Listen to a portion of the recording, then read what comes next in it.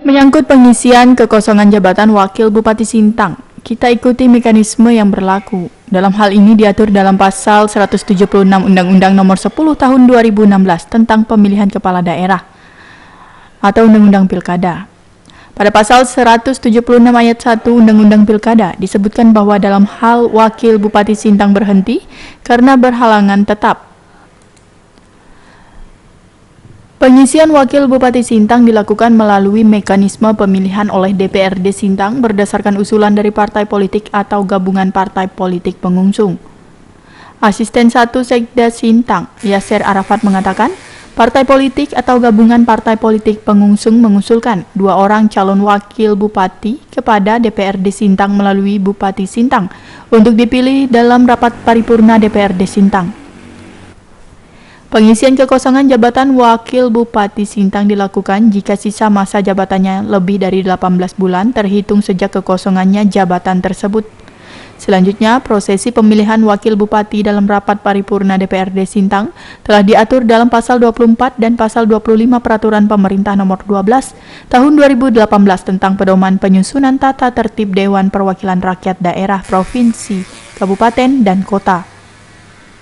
Yasser Arafat juga mengatakan pemilihan Wakil Bupati Sintang diselenggarakan dalam rapat paripurna DPRD dan hasil pemilihannya ditetapkan dengan keputusan DPRD Sintang. Dari situ kemudian pimpinan DPRD mengumumkan pengangkatan Wakil Bupati baru dan menyampaikan usulan pengesahan pengangkatan Wakil Bupati kepada Menteri Dalam Negeri melalui Gubernur Kalimantan Barat. Kita memang kalau melihat referensi undang-undang yang ada 2 yang bisa jadi kita ke pedoman dalam apa yang tadi sudah disampaikan. Yang pertama itu Undang-Undang 23 2014 tentang pemerintahan daerah.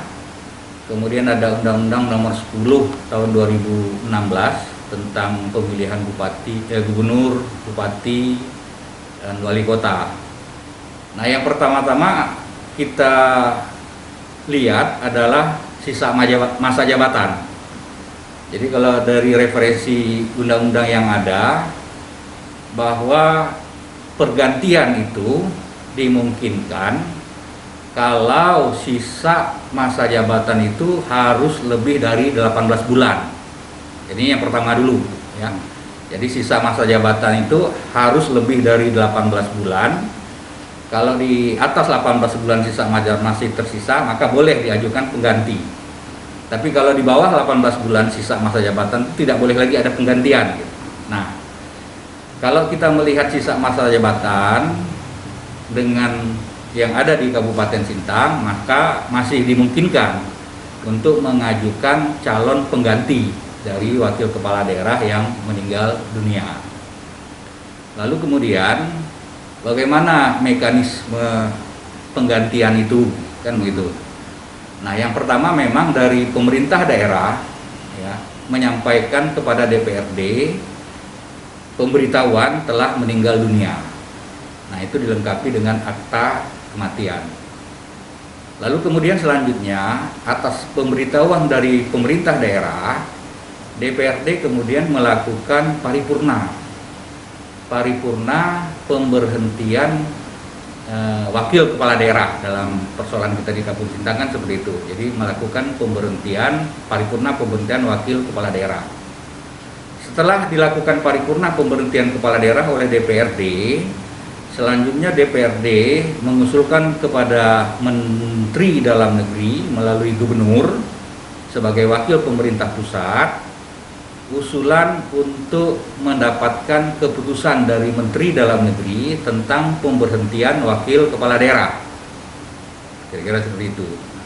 Setelah terbit surat keputusan Menteri Dalam Negeri tentang pemberhentian wakil kepala daerah, selanjutnya DPRD melakukan paripurna pemilihan wakil kepala daerah. Nah, dalam paripurna pemilihan kepala daerah itu siapa yang mengajukan calon pengganti. Nah, di dalam Undang-Undang Nomor 10 2016 itu disebutkan bahwa yang mengajukan calon pengganti wakil kepala daerah adalah partai politik atau gabungan partai politik pengusung. pada saat pilkada yang lalu. Jadi yang diajukan itu 2 calon. Nah, terhadap usulan yang disampaikan oleh partai politik atau gabungan partai politik inilah kemudian DPRD melakukan paripurna pemilihan. Pemilihan wakil kepala daerah dari usulan partai politik atau gabungan partai politik pengusung.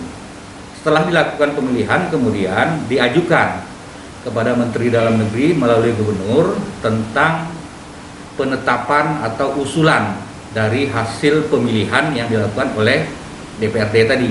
Nah, atas dasar itu kemudian berproses dan pada akhirnya Menteri Dalam Negeri akan menetapkan hasil pemilihan dari DPRD itu terhadap wakil kepala daerah yang dipilih melalui paripurna DPRD. Nah, setelah itu proses berikutnya lah ada pelantikan dan segala macam. Kira-kira seperti itulah.